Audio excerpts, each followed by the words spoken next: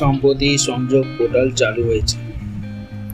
এখন ঘরে বসেই মোবাইল থেকে ট্রাফিক ফাইন চেক করা যায়, পেমেন্টও করা যায়, সময় বাঁচে, লাইনে দাঁড়ানোর ঝামেলাও কমে।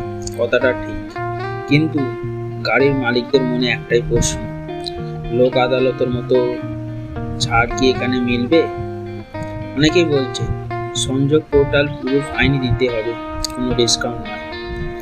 এই কারণে অনেক গাড়ির মালিকই অসন্তুষ্ট, কারণ লোক আদালতে গিয়ে কথা বলে অনেক সময় জরিমানা কমানো যেত। এরপর শোনা যাচ্ছে যদি নির্ধারিত সময় ফাইন না মেটানো হয় তাহলে 1 জুন থেকে ফিটনেস সার্টিফিকেট, পলিউশন সার্টিফিকেট কিছুই মিলবে না। এদিকে আবার গুঞ্জন উঠছে লোক আদালত ভবিষ্যতে নাও বসতে পারে। তাহলে কি ডিজিটাল সিস্টেমের পেছনে মানবিক দিকটা হারিয়ে যাচ্ছে? প্রযুক্তি দরকার, কিন্তু